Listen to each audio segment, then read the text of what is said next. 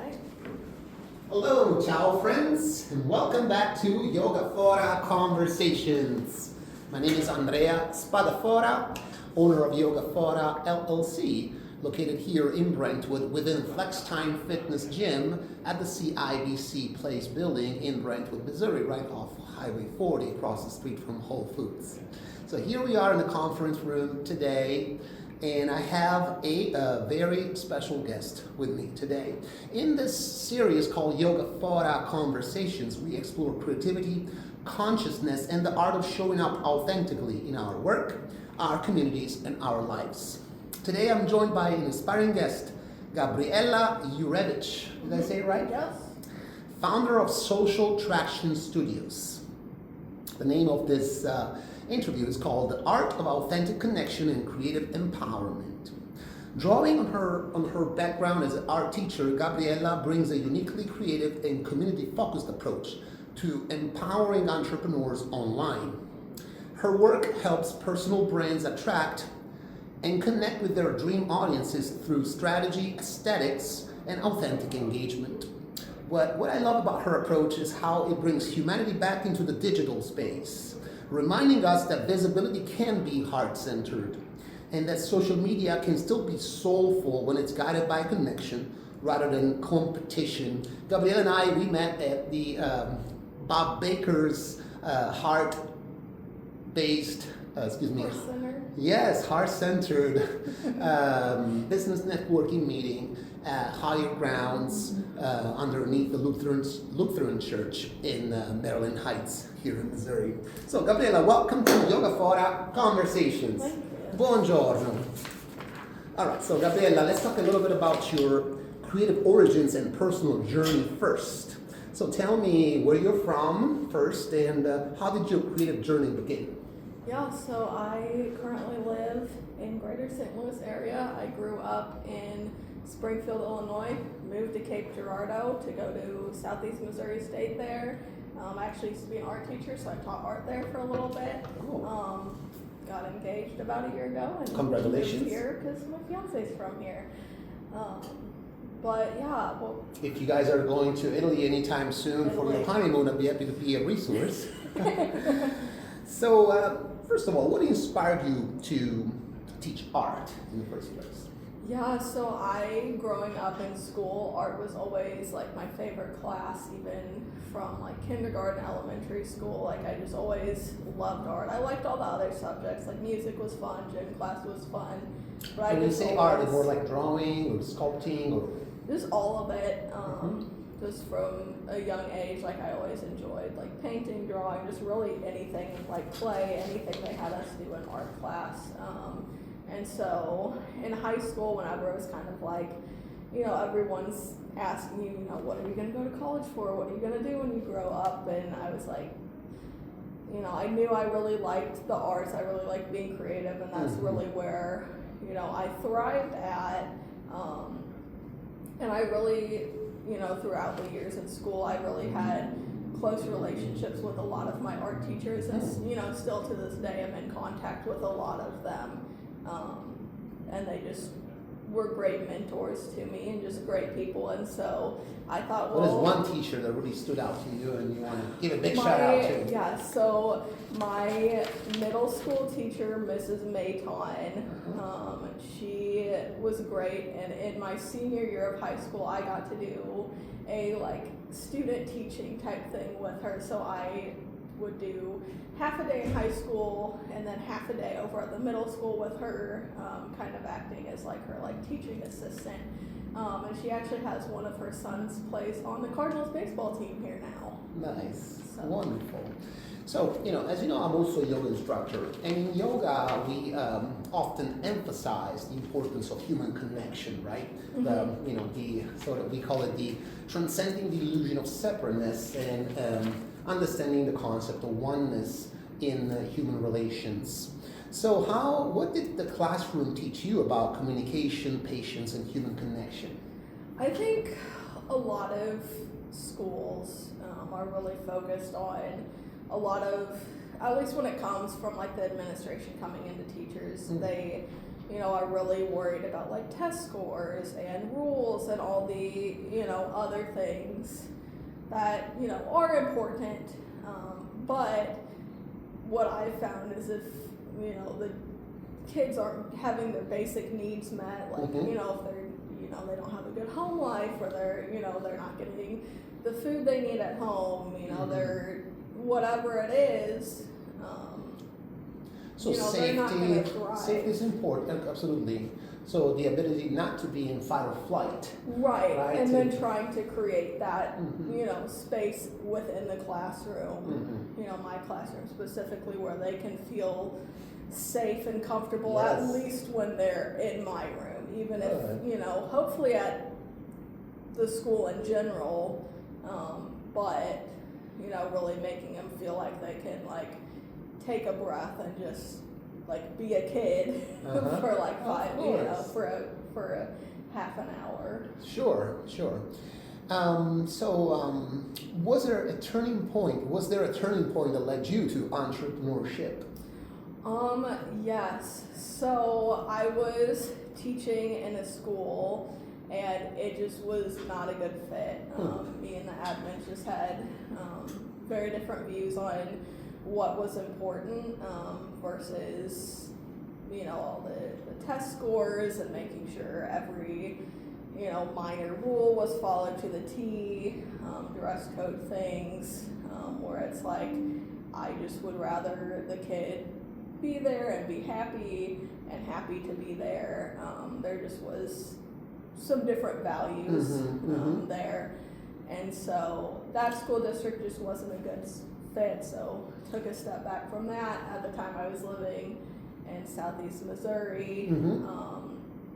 And so I was kind of like, okay, I'm still getting paid through the summer for, my teaching job, because that's, the contract I had signed. And so in the meantime, trying to figure something out. A local coffee shop had recently opened up.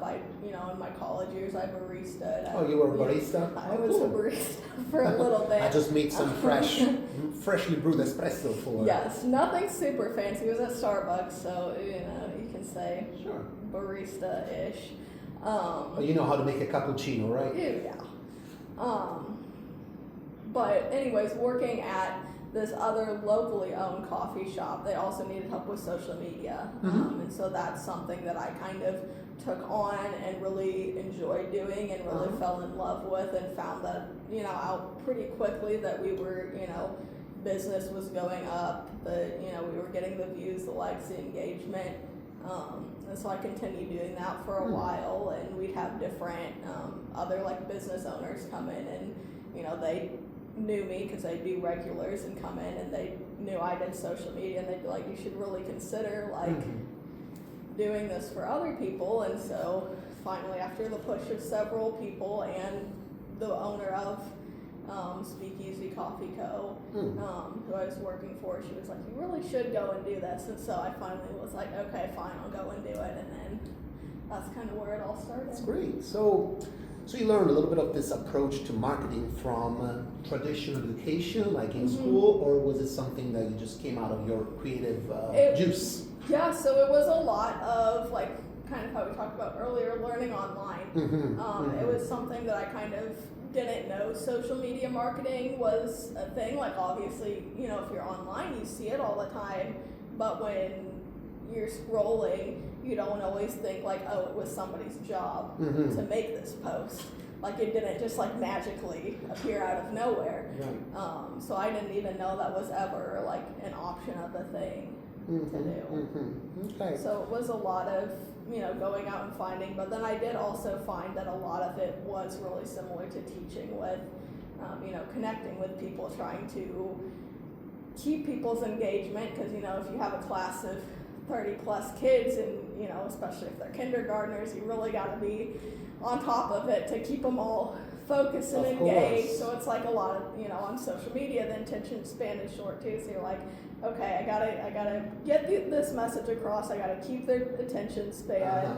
I have to do it in a way that's visually appealing. So it's a lot of the same kind of things, but just in a different application. Okay. So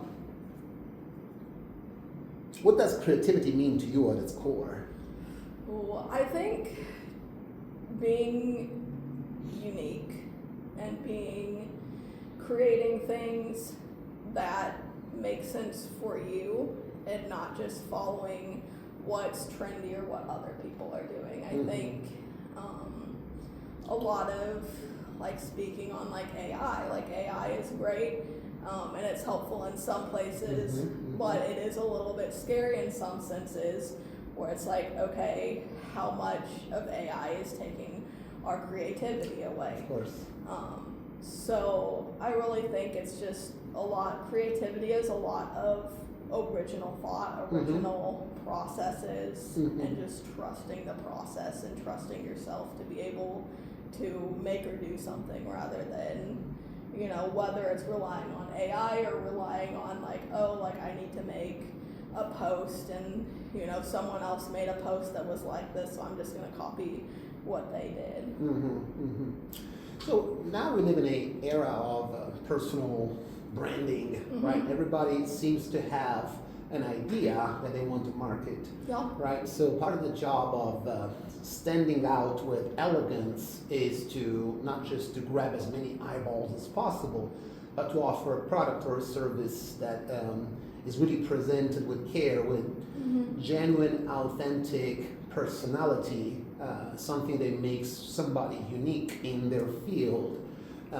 So is this something that you do, kind of figure out when you have a new client, a new person who wants to promote themselves on social media, are you able to essentially find their sense of what Carl Jung, the psychologist, used to say, a sense of individuation, like what the characters or the traits of a person that make her or him absolutely unique? So a lot of times when people come to me, and I do love working with personal brands just because you are able to have a lot more personality and connection and community when you are, the face of your business rather than kind of having just the logo be like, this is my business. So I do see a lot more success in that. When people come to me, personal brands specifically, a lot of times they usually have a pretty good idea about who they are. I have them fill out a form that, I think one of the questions at the end of the form is we're just talking about vibes, when you're thinking about you as a person, your business, what are the vibes, what do you want other people to feel and think about when they think about your brand or business. And from there we can kind of create, what their brand voice sounds like, what visuals. A lot of times places will already have, kind of their logo and their color scheme and palette. But we can kind of go based off. You also do logos as well? I don't do logos. Okay.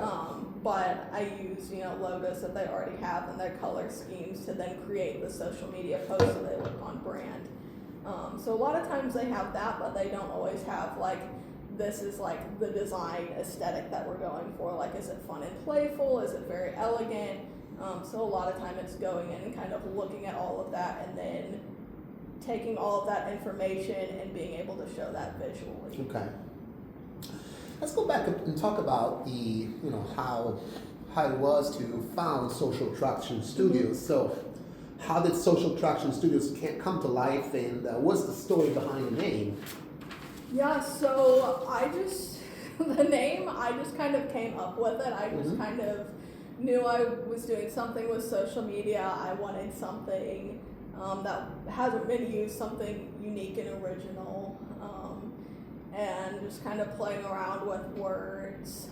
And I finally stumbled upon that one day, and it really is kind of crazy how it worked out, because the further along I get in my business, the more that I'm my business name really makes sense, just because I feel like social media has become very commercialized and anti-human.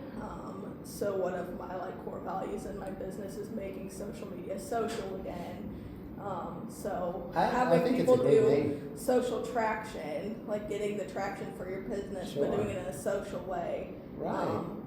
I really, Of course. couldn't have planned it out any better if I tried. And you and I, we met at a networking meeting, and most people ask me, "Oh, you're all over the place. You're, spreading your wings all over St. Louis, the greater area." But the final question everybody asks me: "Have you gotten any traction?" So that resonated right away with me. Let's see. So has what was the original mission when you launched your company, and whether that has changed or deepened over time? Yeah, when I started, I really just wanted to help small businesses thrive and be able to show up online. And as I've kind of grown and gotten to understand social media more, it's become a deeper of like, let's not show up online, but let's build a community online. Whether that's of people that you're meeting in person, people you're meeting online, but really just making, hopefully your business in general is an open, welcoming space, but also making that space online as well. Awesome. So, the whole online space became real since 1995 when Bill Gates came up with Windows 95. All of this interconnectivity or global interconnectivity was unthinkable up until then, right? So it really has reshaped the methods of communication all around the world. Now, I can call my mom in Italy. See, I have the double watch. It's 6 p.m. in Italy right now. Yep.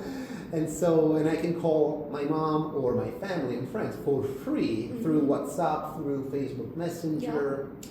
And so my question to you that I was asking you before we started this recording, that I think it can be of interest to many audiences, is that before, in order to market yourself, before the advent of technology and AI, you had to spend or invest a ton of money in flyers, and you have to go around town and post, just like Bob Baker, our mutual friend, said, "Spray and pray," right? So we would attach flyers around town, and now everything is reshaped or transformed dramatically. So my question to you is, what is the value these days of the traditional model of education, aka going to college, aka going to university to pay for highly priced degrees, versus today most information is freely and widely available online that you don't have to pay for? So do you see a value in both worlds? Yes, I do. I don't regret going to college at all. I still very much use a lot of the information that I learned in college. A lot of the art foundations were really helpful, and I still use those to this day. I took a graphic design class in college. Now I'm kicking myself in the butt for not double majoring and doing graphic design, because I thought about doing that at one point. I was like, I don't want to do that. Right, which I can always go back and do that now. But I think it's great. It makes things more accessible because things are online where, if you want to go to college and that's something that you feel called to and is the right direction for you, that's there, and I think that's great. But also if, you're not a school person, or the funds aren't there, or you just don't want to, or whatever, you can still go out and find all this information online. You can teach yourself. So I think both options are great. Like, I think my background kind of shows a great way where it's like, I did have those art foundations from university, but then I was also able to go out online and learn some things and combine the two. Where if I didn't have that availability online to go learn all these things about marketing and social media, I wouldn't be able to know that without going back to school. So now the next challenge of posting or viewing so much information, you have a whole constellation of options. You have more optionality these days. So the challenge is to skim through what's junk, what's irrelevant, what's just like what's designed for entertainment rather than actual education, right? So how do you solve that challenge for a client that is just seeking advice? How do I How do I know whether what I'm seeking is actually real or it's just exposed me to another, more degrees, more prices to pay, getting the next level, and in the end, I'm still the same person. Yeah, there's definitely, when it comes to creating content, there's different levels. Like I see a lot of businesses or even other social media marketers, they're chasing exclusively after trends that they see on social media, like using, someone did something funny, and then, one coffee shop had an original idea and they did something funny, and next thing you know, 500 other coffee shops have copied the same reel. And it gets them the views, yes. But especially being a brick and mortar business, having millions of views, probably half those people live halfway across the country and they're not ever even going to be in your city.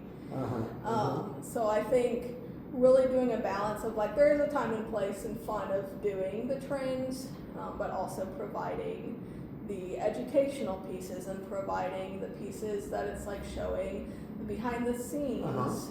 Sure. So just kind of a little bit of all of it kind of helps, but definitely, only doing trends if they make sense and you can make them, unique to your business. Gotcha.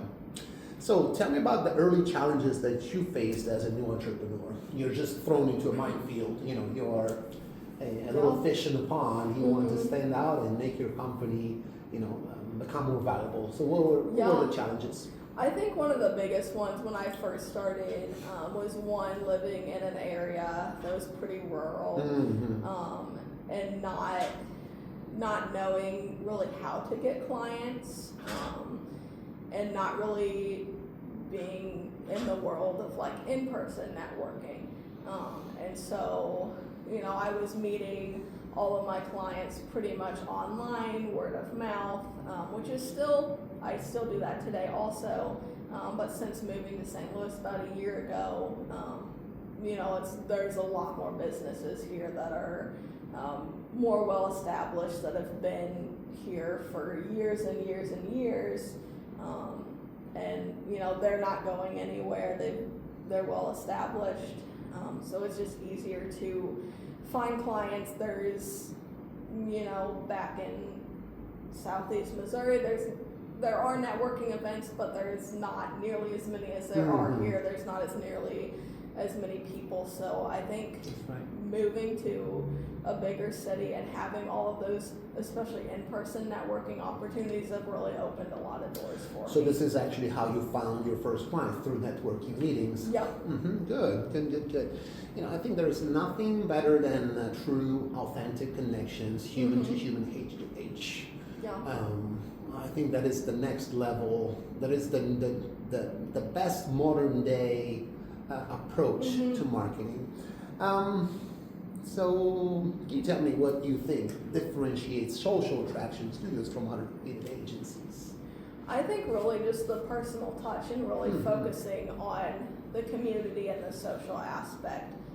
Just because, like I said, I've recognized in my business, especially the past year moving to St. Louis, yes, social media is still important and I still do get leads from social media, but my social media is richer now because people that I've met in person are able to then continue to connect with me daily on social media. So even then, though I am still seeing a lot of these people, monthly at minimum, a lot of them, they're still able to see me show up online daily, weekly. So it just keeps those connections tighter. Okay. What key values guide every decision you make in your business? For example, are there some kind of business you would steer away from? Like some businesses you would not want to promote? Or if there, so just in general, what kind of clients or brands you love working most, and which ones are you prefer not to work with? I really like the businesses that are very personable, a lot of personal brands. I do work with some businesses that they're very much professional and logo facing still, but are still comfortable showing up as people on their social media as well. So even for those, like CPA firms that are a little more, they have the bigger clients and they have to be a little more careful about what they're posting just for, whether it's like legal reasons or things like that, where they just need to be a little more uptight. But those people are still able to show that they're humans as well. Of course. I think for me, a lot of the places that are very much like very rigid and don't want to show any humanity at all, I don't think those would be a great fit for me. I could do it, but I probably wouldn't have any fun. They're not going to see the traction they want to see, because I think a lot of people on social media are burnt out of getting all the ads and all the, buy this, buy that, all the promotional things getting thrown at them 24/7. Right, I see. What's the most rewarding aspect of your work?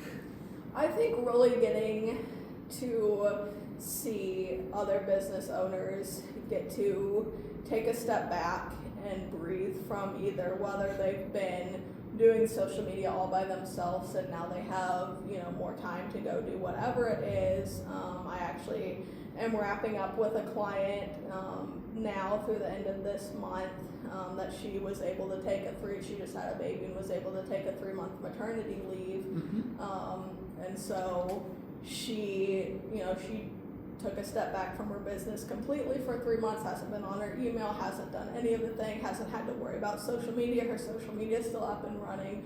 She's not taking any, new clients or calls until January, but she already has her, her books kind of filled out for, calls in January and February for people coming in. So even though she was able to, take a step back and spend those 3 months with her, new baby, she still is able to come back to a business that is, ready to take on more clients and ready to keep rocking and rolling back where she was before. So I think that's been really cool to see that, especially. My next question is, what role does intuition play in your business growth? For example, in my personal experience over the years, I learned that certain business operate out of ego, and so the ego-based operations. It's essentially it is an inflated, curated version of themselves, rather than recognizing that we're all humans, right? We all came from one source. We all go back to the same source. We all have the same 24 hours in a day, and money and material possessions are temporary at best. So I had a very high intuition for heart-centered business-oriented minds. So did you develop the same skill as your business has matured? I think knowing that I'm really here to serve my clients, I love that I'm able to support me and my family through my business. I'm very grateful for that, but everything that I do is for my clients. Yeah, definitely. There's one motivational quote from that I think I heard from one of my mentors, Jim Rohn. Jim Rohn was the mentor of Tony Robbins, and he says that success is something you attract by the person you become, and find a way to serve others. A service to others leads to greatness. So he says, find a way to serve the many, which is something that was so inspiring to me. When I started my career as a massage therapist, I could only serve one person at a time. It was one-on-one. Then I started personal training, and then I did group sessions. Now I do yoga classes. I can serve 20, 30 people at the same time, which is so rewarding. Even though I might get less money, yoga instructors don't make as much money as people think. They can barely pay for grocery bags with a yoga class, but it's the reward in the moment that makes the whole difference. So let's talk about your creative process. I love asking people questions about their creative process. Because we all start the day fresh. In the day, some people use meditation, some people use movement therapy, aka they go to the gym, or they just get ideas from while washing dishes or getting in the shower, for example. So when you start a new project, what's your first step? And so how do you draw your inspiration from the first place? Do you have any techniques to get inspired? Not specifically. I am a very detail-oriented person. So even though I use technology for like everything, I at all times probably have at least like 5 lists on my desk. Like I use paper and pen all the time. Whether it's trying to figure out like, okay, this client has these classes coming up and we have this many posts that are going out before this, so what of these classes need to be this and what posts need to be that. So I'm a very visual person, and I very much like having the pen and paper still.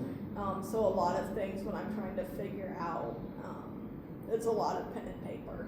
Yeah, definitely. But once you've created the structure, the linear structure, Right. the to-do list, right? If Right, you're a the list to-do person, list, yeah, then you have to design the aesthetics, right? Right. So you switch from the linear process to the non-linear process. So. Yeah, so then a lot of times with like the more creative part comes with either, kind of looking then back at those details and being like, okay, how can we, present these ideas and values in a way that is engaging. So it's a lot of time in kind of your head thinking to kind of get those ideas formed. I do like listening to music. I do that a lot. I listen to music throughout my workday quite a bit. And any specific music? It really just depends. Like sometimes, like it depends on what I'm doing. Like if I'm More a rock girl, metal girl, or classic? It depends. It really does depend on what I'm doing. Like if I am doing things that are more like I need to be like word-based, like writing things out, then I'm listening to more like musical type things, like something instrumental, and like kind of more chill. Where if I'm doing design work that's more creative, then I can listen to Taylor Swift or really whatever it is that I'm feeling that day that I want to listen to that has lyrics, just because you kind of uses a different part of your brain, I feel like, because if you're writing things and you're also listening to words, it's too much going on. But being able to design things and lyrics. I noticed that what we really do when we tune into a music flow, for example, it's one way to get into your own flow. Yeah. So you connect with the energy frequency of the music that you pick, right? And then it's going to get your whole body and mind into the mood, right? Right, and it really just kind of varies from like client to client too, like on what the vibe of their business is too. Yes, interesting. In yoga, for example, I often say that the body is simply the support system for the mind and the spirit, right? So the body is simply a tool that follows the mind, right? So everything is created from a thought, which comes in a form of a wave or a frequency, right? We have microwaves, radio waves, light waves. So you tune into this metaphysical space, and then you transform the metaphysical into the physical, into something that you can measure and see and feel as in a drawing. So I love the particular process. Now, how do you overcome creative block or fatigue, if you have any? Yeah, I think just kind of taking a step back and taking time away. I notice a lot of times, like whether like my office is a little cluttered, or like the dishes haven't been done, and like I need to catch up on that. If anything, in my surroundings is cluttered, I notice that like I just can't get things done. Gotcha. So a lot of times, like kind of like retidying up my desk and like Uh-huh. taking all my like 20 to-do lists and condensing them and being like, okay, well, I actually don't have done all of these on these, or I don't need to do these anymore, and making it to where it's only like 2 to-do lists instead of like 10. And then really just kind of taking a break, whether, when the weather's nicer, being able to get outside for a little bit, playing with my dog. Yeah, you have dogs. You take the dogs Right, out? take the dog on a walk. And I think really I've been trying to be a lot better and mindful like the past year of not working past like business hours unless like I, absolutely have to. So like, after 5, clocking out, closing my laptop, being like, I did what I could do today, that was enough. And then trying to not think about business anymore after that. So I think that's been helpful. Now, let's talk about, this is a good question. How do you integrate emotion into visual design?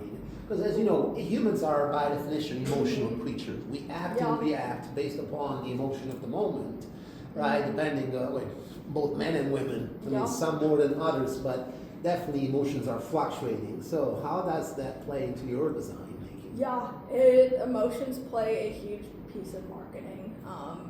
Even from, the words we use, trying to get, how you're wanting your clients or potential clients to feel, making them, think like, oh, like this is what they do, I have that issue, like maybe they can solve that for me, to just like the vibes that your business get off, like is it just a very like, are your visuals very like calming and chill, or are they very like energetic and bright? So there's really a lot that goes into it, from everything from the words and phrases you use to is your design really minimalistic and simple and neutral colors, or is it really bright and bold and busy, or somewhere in between? So the design really tells a lot about who you are as a person, your business, and how you're wanting your viewers to feel. Wonderful. I'd love to see more of your work. And yes, at the end of this interview, we'll of course mention your website and how to contact you. Let's see.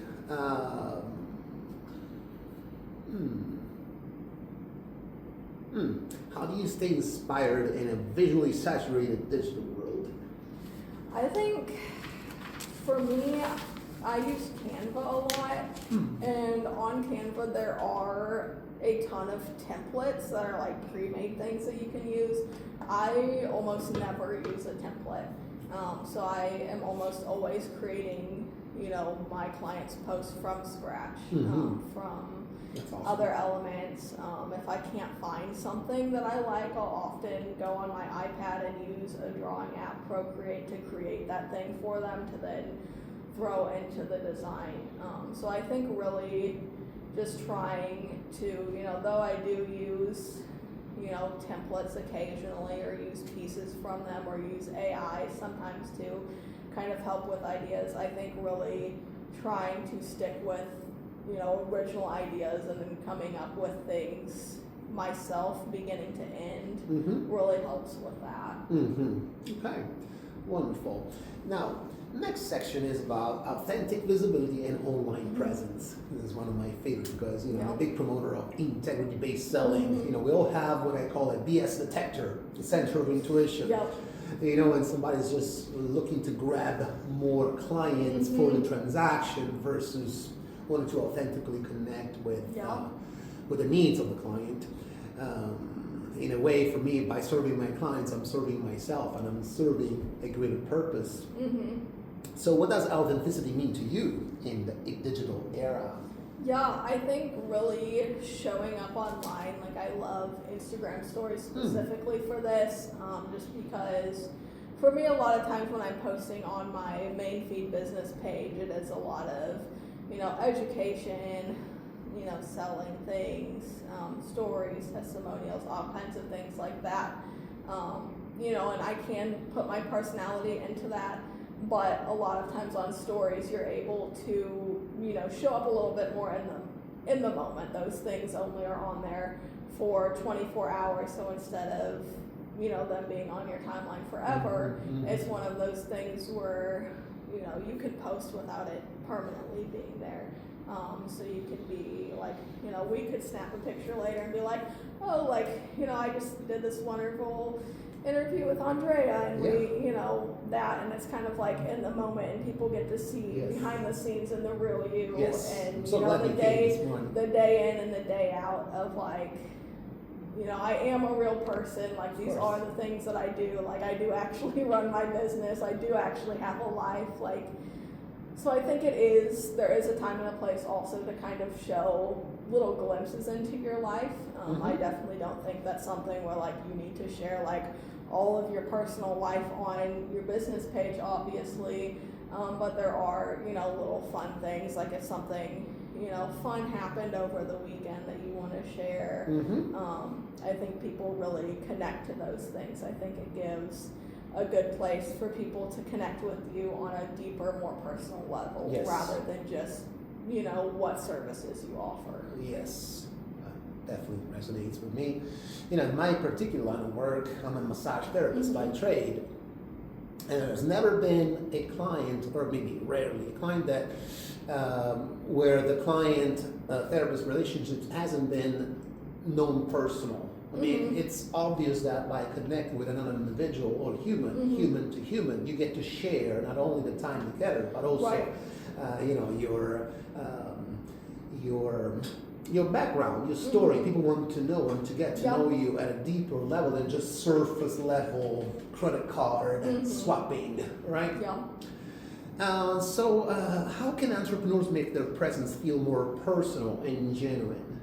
I really am a strong believer in whether that's Instagram stories. I know Facebook has stories. TikTok even has stories now. Just throwing up throughout, the day, once a day, a couple times a day, being here's what I'm doing, here's what's on my agenda for the day. So in your work, essentially, you also provide that as a service. You are the videographer for your clients. Okay. So I can help film content. A lot of the times, with Instagram stories, I don't typically do those for clients, but I do kind of give them direction of here's some things that you can post, because at the end of the day, I can post for you on Instagram stories, but most people, when they're on Instagram stories, they're looking for they want to be nosy and they want to know what you're doing right now. They don't want a pre-scheduled post that's selling to them.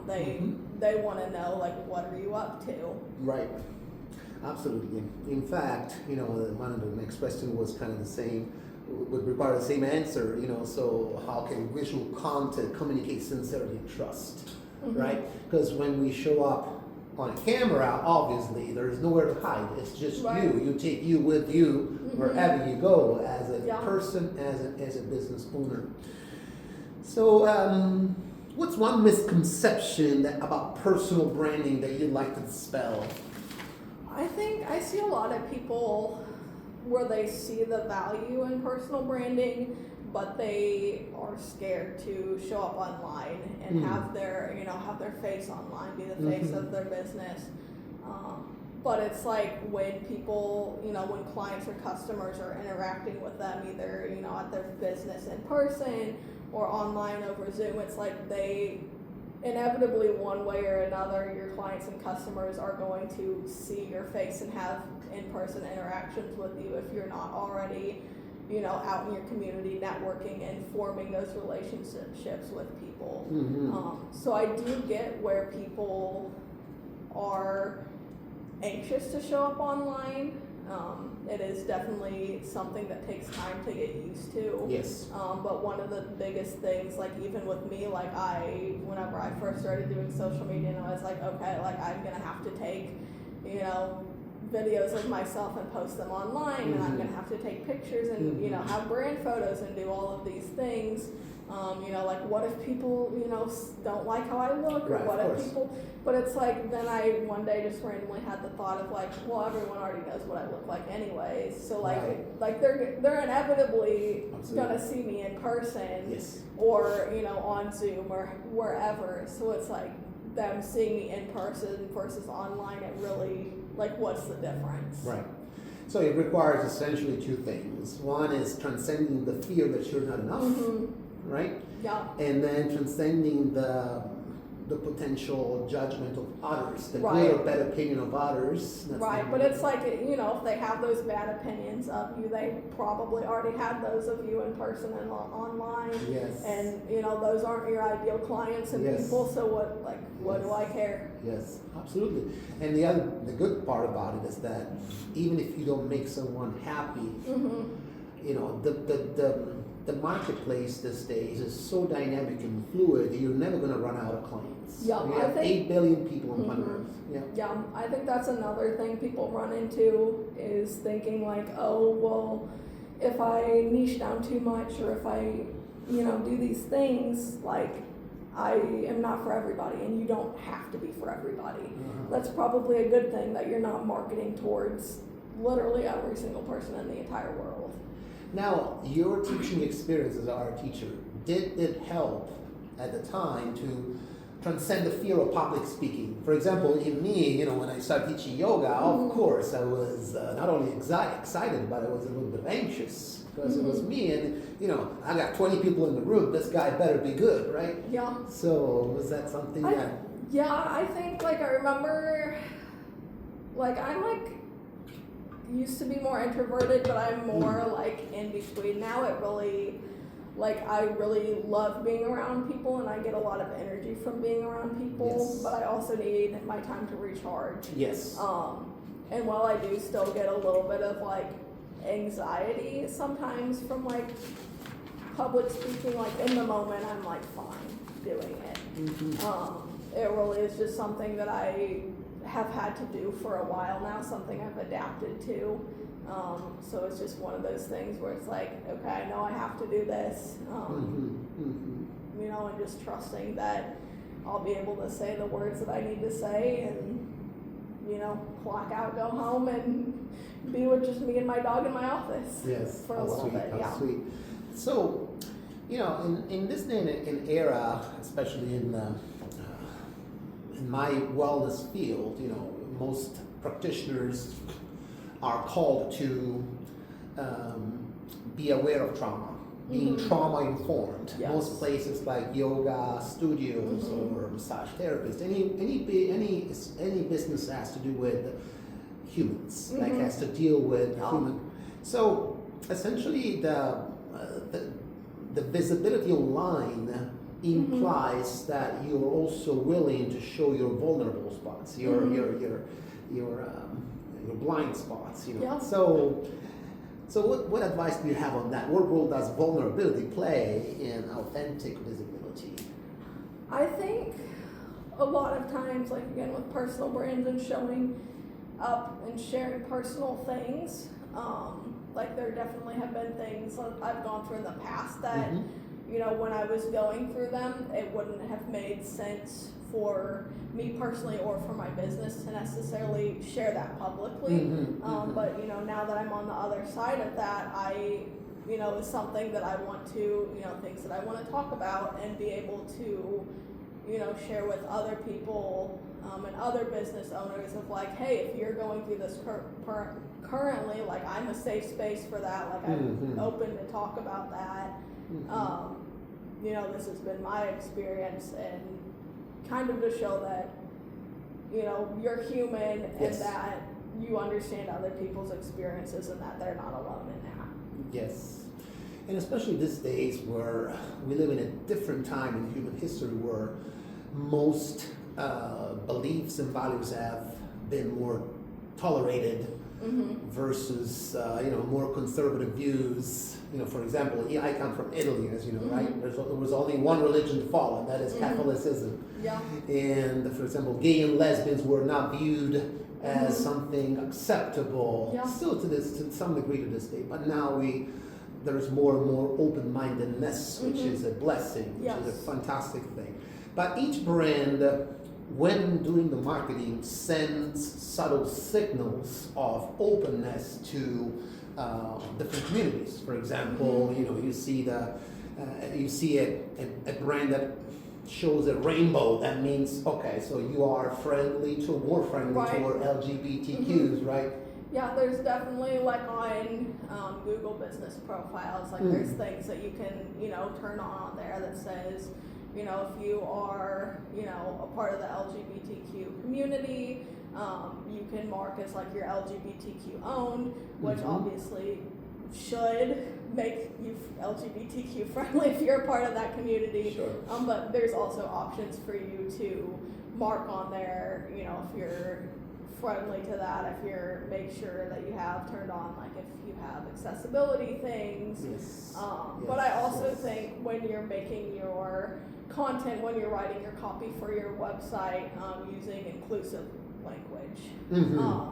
So I have a wedding photographer that I have worked with, and she does all kinds of weddings. She does elopement, she does big weddings, she does courthouse weddings, she does interracial weddings, she does, LGBTQ weddings. She is very inclusive and does it all, and is very, very, very open about that. And so one of the phrases that she uses instead of, being like you and your husband or you and your wife, or, just going with the generic, like, if you're a couple, she says, a lot of her in her copy will say you and boo. So it's just boo, like your boo, or you and babe, you and, Sure. So it isn't implying, gender or is excluding anyone from anything. Right. So there's even subtle things like that you can do where it, doesn't always have to, typing out like, hey, I'm not going to discriminate against you, where you can just naturally, flow it into your brand and what you're saying to, by just subtly changing a couple words. Sure. For example, myself, in my particular industries, massage and yoga, I have always advocated for inclusivity regardless of gender. But I do realize the reality of the marketplace, which unfortunately requires the acceptance and the neutrality towards other businesses or groups or communities that only are including a certain category of people. For example, babes in business. Have you ever heard of babes in business? Yeah. So no guys in those particular. Right. Then there is a time and place for things like that. But yeah, I think if you are a business owner that you serve a general public of then it makes sense to be inclusive. Okay, great. So that's important to know that you can serve all different kinds of demographics and population. Right, and even if you're specific to like boss babes or whatever it is, you're geared towards females. Still you can be inclusive within that of what you're defining as female. What backgrounds, what. So I think it's still important, even if you are a little more narrowed on if if you're working with, if your niche is like pregnant moms or whatever, like you can be inclusive within that of like you're not just looking for even more specific than that of like there's a lot of diversity that can go into even that specific. I love diversity. One of the reasons why I came from Colorado. Colorado is known for being the mecca of the holistic approaches to healing, massage, and of course the green industry, which wasn't my thing, but it's there. It was one of the very first states that legalized marijuana. They also have a gay governor, Jared Polis, as of today, which has been incredibly progressive. So moving to St. Louis, when you move to a different state or even into one city, you have to recognize the different micro realities that exist locally. Most people think that St. Louis is one city, but in reality, it's comprised of dozens of micro communities. So I think that in this day and age, transcending the illusion of separateness and helping each other out is absolutely imperative to create the world that we wish to see.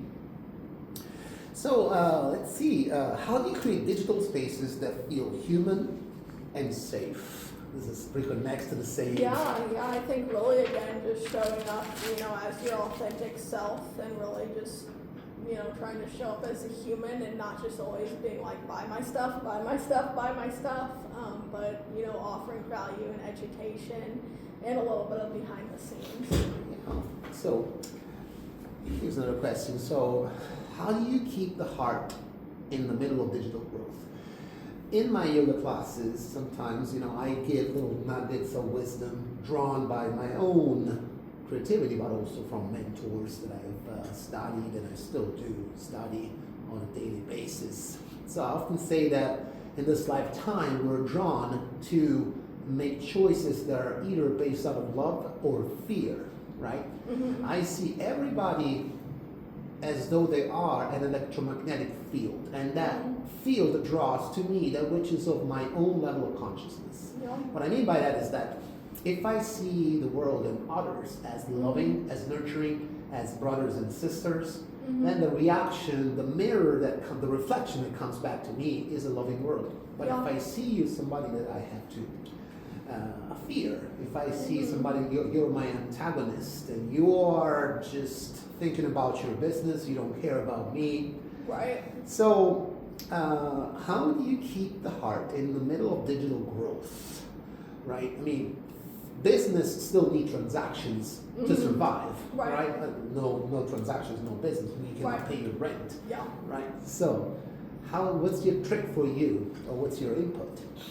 Really, when it comes to growing your social media, I like to think of it as essentially a virtual networking event. So when you go to a networking event, hopefully you are there to meet people and not just throw business cards in people's face like they're candy, and you're doing such a great service to them by giving them your card, but you're actually there to connect with people. Yes. And so that's how I treat social media as well. As again, yes, you do need it to promote your services, to get the word out there, but also, to connect with the right people. And, when you do start to get, the followers and the leads come in, especially like with new followers, whether it's someone you've met in person or someone that's just found you online, connecting with them as a human and not just sending everyone a cold pitch in the DM of being like, hey, here's my services, are you interested? Because not everyone needs your services, for one. Yes. And two, you never know if that person doesn't need your services, but maybe they know someone who does. Or they might know someone down the road. There's, many people that follow me that are in my network, that they do things that are similar to me. Yep. So they don't need someone to do their social media because they, that's also what they do. But they might have, someone that they know that, needs to work with me, and just being able to talk with someone also that knows, the social media world where you can bounce ideas off of each other. So I think really just kind of viewing it as online networking. And I can see the psychology of going back to networking meetings. You get to see the same familiar faces. You get sort of an environment that looks like a tribe, right? An old tribal/village model of relationship. So as you're navigating through life and the life challenges, your brain automatically makes the neural connection. Oh, I know the person. I know a guy or a gal, right? Big shout out to Miss Diana Lay, our good friend. We also met at the ICAT meetings, which are hosted, by the way, every third Friday. Those are free meetings at Llewellyn's Pub in Webster Groves at 11:30 a.m. So, next question is, do you know when to say no to a project or a client? Have you ever turned away business?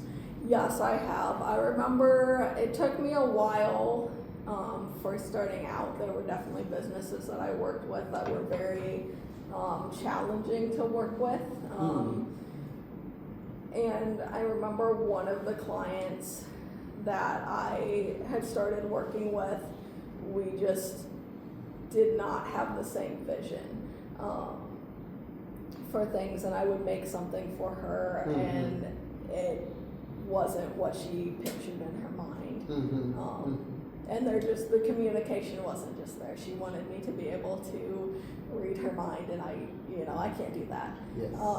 And so I think now I've gotten to a point where I would know if I did have someone come in where we didn't align or the communication wouldn't be there.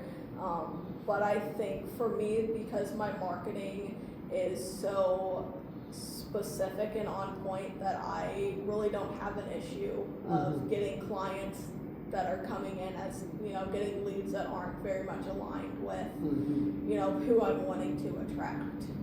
Have you ever had to deal with an angry client? Anger of a client? Thankfully, I have not. So hopefully we can keep it that way.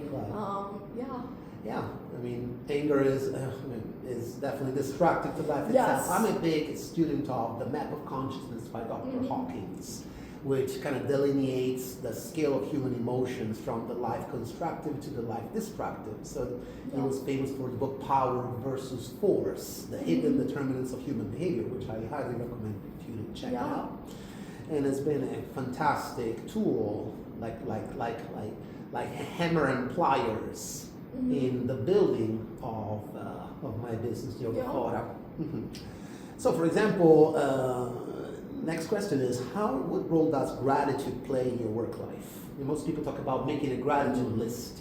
When you're grateful, you are connecting with an electromagnetic signature that is much more high frequency than lower ones, such as fear and anger and whatever it may be. So tell me about your gratitude lists. Yeah, so I actually, the month of November, it being Thanksgiving, me and some other business friends, we kind of got together, and one of them was hosting a sort of like grateful challenge where each day we kind of shared something that we were thankful for, and something, even if it was just like something like really, really small that happened that day, like whether it was like, you had a coffee that was really good, or you got to, have your first fire in your fireplace that, of this season. Even if it was something small or something big, like you got a new client, it just, even if there were days that didn't go exactly how you wanted them to go, it still made that day feel a lot more positive and made those negative things that happened seem a lot more small. Yes. I often realize that what we're really after in business is a feeling of empowerment, a feeling of connection and belonging, more than just like, how do I pay rent? How do I pay my bills? There is something conceptual about money itself. Money is just a byproduct or a consequence of adding value to one another. And they've invented this tool called money rather than trading goats and chickens back in the bartering system. How do you personally celebrate your small wins? That's probably something I need to be a lot better at, personally. But I think really just taking time to be with, friends and family and loved ones, and just trying to be better at, as someone who's very much a workaholic or recovering workaholic, I really love what I do, and I'm really proud of what I do, so it's sometimes hard to, step away from that. So that's definitely something I'm working on, and I think a big part of that is, being able to, clock out at the end of the day and be able to just spend time and celebrate with loved ones. Good. Oh, how wonderful. So, what does self-care look for you as a creative entrepreneur? For example, do you have a morning routine? In personal development, we talk about, the 5 a.m. people. Are you a morning person? Are you more a night owl? What is your routine? It really just depends. Routines are also a thing that I definitely struggle with. But I really like waking up, having time with my dog in the morning. He's usually pretty playful and just happy to be alive, alive and ready to go. So he usually, will bring me a toy. Now that it's winter, he has a little sweater that he wears, so we put his sweater on him, and take him outside. And whatnot. My mentor, Dr. Hawkins, says it only takes a bone to make a dog happy. Yes, yeah. And then I usually, make some coffee or tea. And they will always return the love with, tenfold, isn't it? Yes, yeah. And, sometimes he'll want to play a little bit. Usually got to get him a little settled and ready to work, because sometimes I'll go into the other day, I went to, we did all of our normal routine, went to my office to work, and he was just not happy with me. He did not want to be in the office, and he kept trying to get me to come into the living room. So I was like, what do you want? And he kept going over to the fireplace. he wanted a fire because he was cold, and he wanted to sit on the couch with me. So we worked from the couch for a little bit. Yes. But yeah, I think for me, I like routine, but I also like flexibility and not having the same every day, just kind of going with the flow of what makes sense and needs to happen with that day, just because it really, my everyday doesn't look the same. Some days I'm, in my home office all day long. Some days I'm, in Zoom meetings back to back to back. Some days I'm running to, 5 different events. So it really is a lot of flexibility, but always starts with waking up with my dog, doing all his routine, usually a coffee, and sitting down to kind of make a plan for the day. Gotcha. Now, let's talk about, again, going back to the creative process in purpose and mission and goals and dreams, talking about the vision for the future. In yoga, for example, we are big advocates of staying in the here and now moment, like enjoying the here and now. In yoga, when we step on the mat, for a moment, we transcend time and place. We also transcend what's in our bank account. And we transcend the pictures of the past. We let go of the past, and we let go of the anticipation of the future. Yeah. So, do you see your creative process or creativity in general as a mindfulness practice? So, because in yoga, for example, the Zen people use stillness, use breath work, use closing the eyes to guide their visualization practices, so. Yeah, I think you definitely have to be very mindful when you are creating content. Not just mindful of yourself. I, have had clients before where it's is really interesting when I am their literal exact target audience. So that's always really interesting to create content for them, because it's I, in a sense, am creating content that targets me.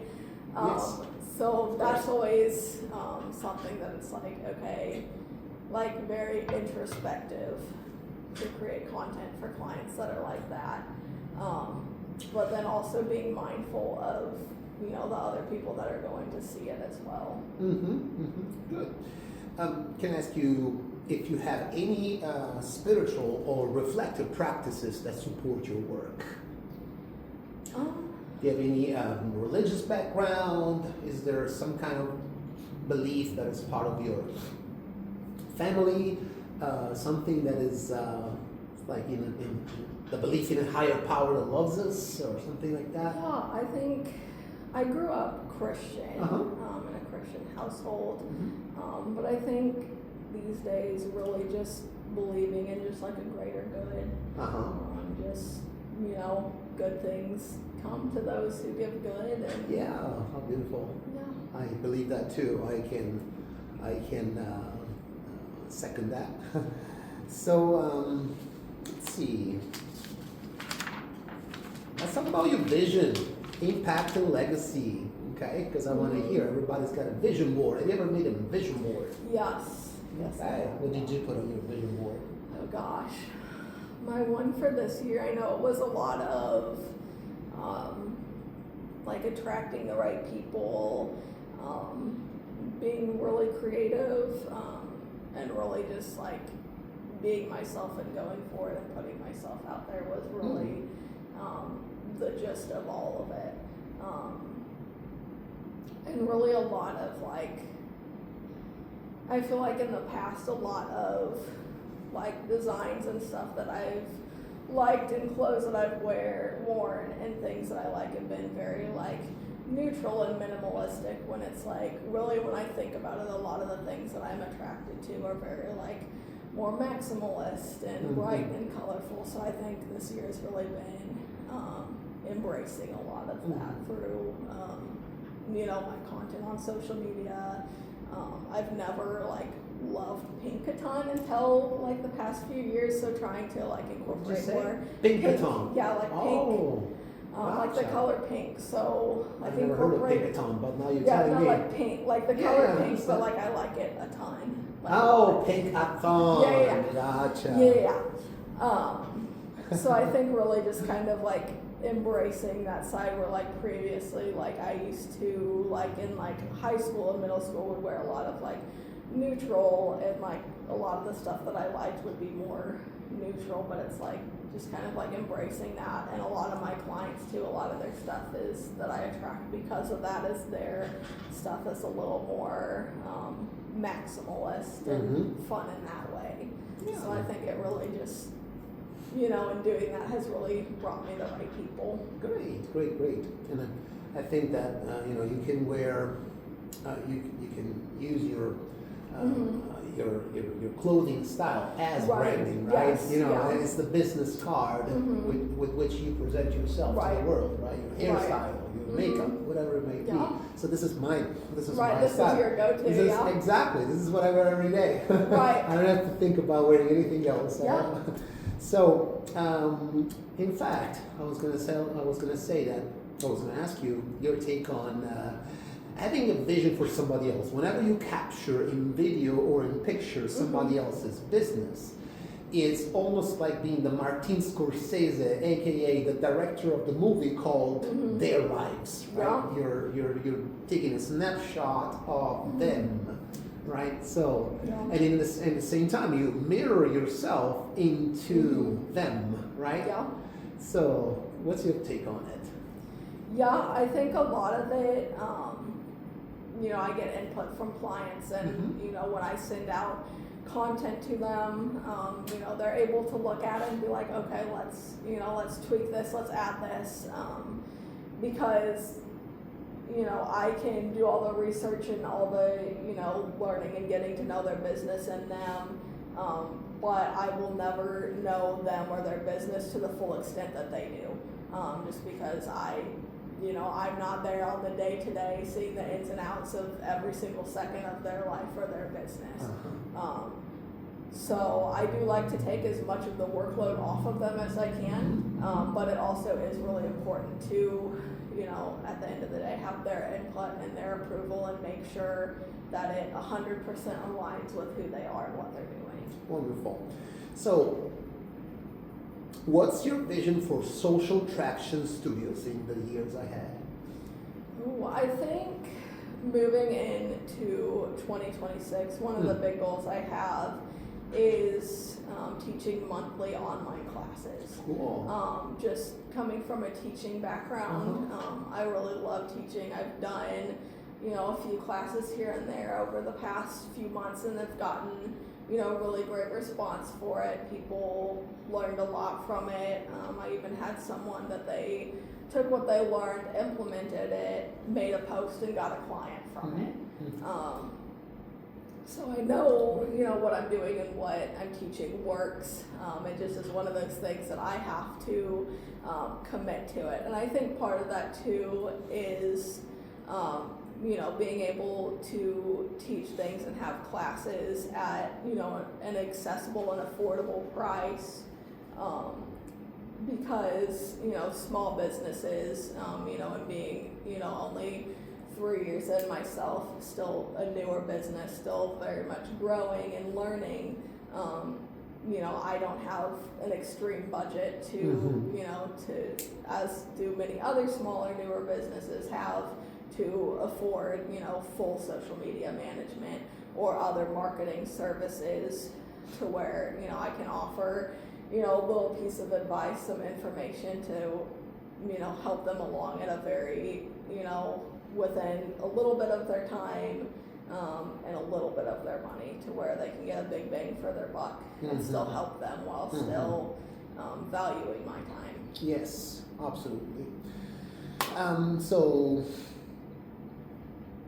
what message would you share with someone just beginning their creative business?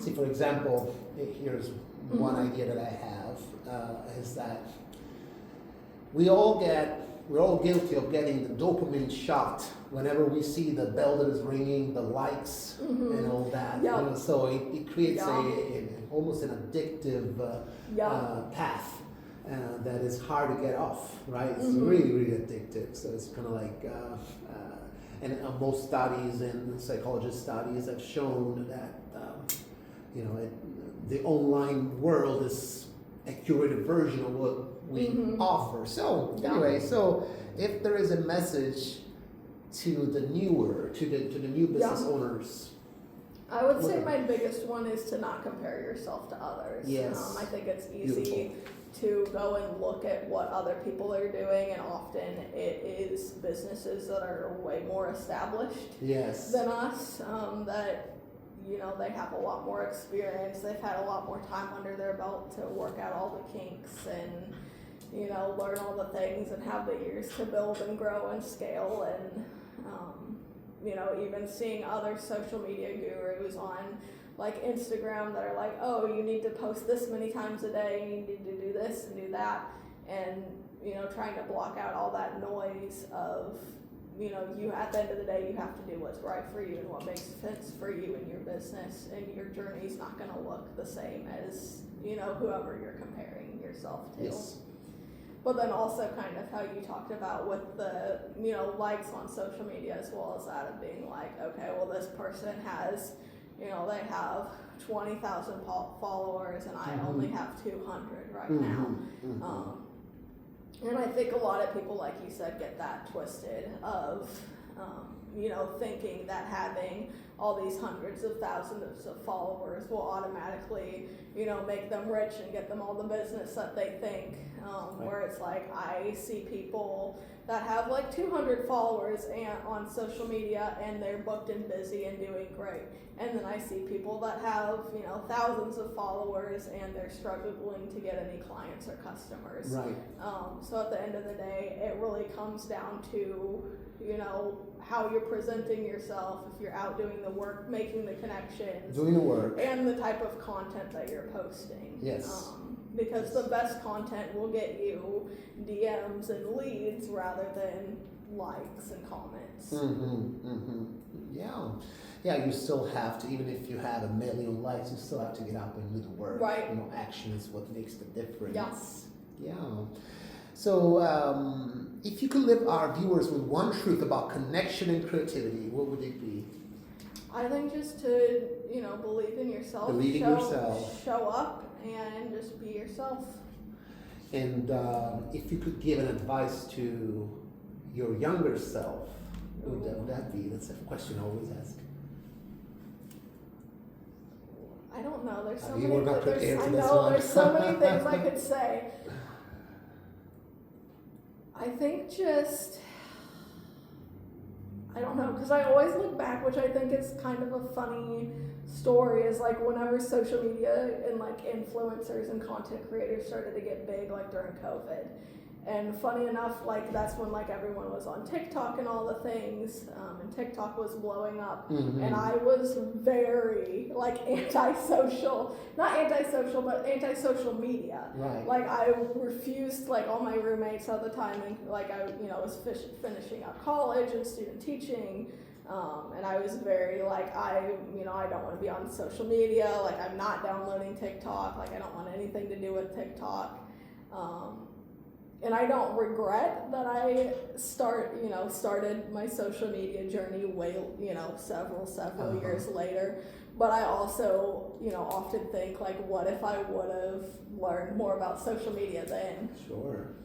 It's amazing how our views change with experience, right? Yeah. Every day we get to experience new things based upon our level of consciousness. And one more question. This is something I forgot to ask you. How would a business owner deal with bad reviews?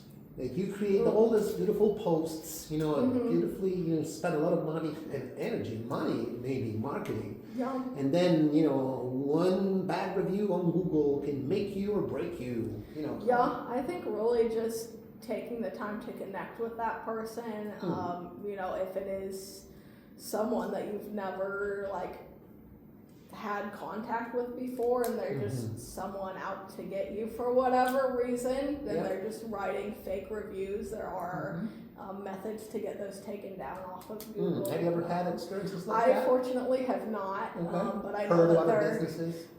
it's not super frequent, but it does happen. Yeah, those are annoying, isn't it? Right. So there are methods and ways to go about that to get those ones taken down. But if it is, a client conflict or customer or something that's come up like that, I think it's really important to, contact that person directly and get it sorted and figured out and resolve the conflict and make it right. Which I think really that can and should all be prevented by just being a decent human in the first place. Of course. Of course you can't prepare for people that are going to be never happy with any solution you're going to give them. Right. But I think doing the best you can as a business owner to be kind and compassionate and solve those issues the best you can. If you and then think going about in and writing an explanation back of I'm sorry that happened. Good. And explaining the situation if that review is still there. Good. Yeah, as you know, we live in an era where everything can be screenshotted and used as evidence. Oh, he said that. Oh, she said that. Right? Some people are anonymous. They want to be the lions behind the keyboard. Yeah, but even if it's anonymous, it's not really like someone's going to be able to figure out who you are. Yes. They can all be tracked back. Yeah. And it all goes back to the concept of ego. We all have an ego that we need to validate. So if you're telling me that I am wrong, you're telling me essentially that I am not good enough in the moment. So who are you to tell me? So there is this ego battles that go on among individuals. So if we can move from fear-based mentality to love-based mentality, I think we'll have a much better online presence. And we work for the community where, as my friend Diana says, cooperation over competition. Is the way to go. Well, Gabriella, thank you so much for this warm and inspiring conversation. Your work is a beautiful reminder that creativity and connection are not separate. They're expressions of the same human impulse to be seen, understood, and to make something meaningful. For our viewers, if today's conversation resonated, I invite you to explore Gabriella's work at Social Traction Studios and learn more about how authentic visibility can empower your message and your vision. Let's talk about how do people reach you. Number one, what is your website? Socialtractionstudios.com. And you can find Gabriella on all social platforms, Facebook, Instagram, TikTok. Yeah, TikTok, Threads. Pinterest. I'm on Pinterest. I'm most active on Instagram and Threads, though. That's where I'm mostly at, but I'm on pretty much all platforms. Wonderful. Those are my top two. And what's your email address? Gabriella at socialtractionstudios.com. I'll make sure to post all of this contact info in the comments or in the description. And I am Andrea Spadafora. Thank you so much for joining on Yogaphora Conversations. Until next time, stay grounded, stay creative, and keep connecting from the heart. Grazie mille. Arrivederci signora Gabriella.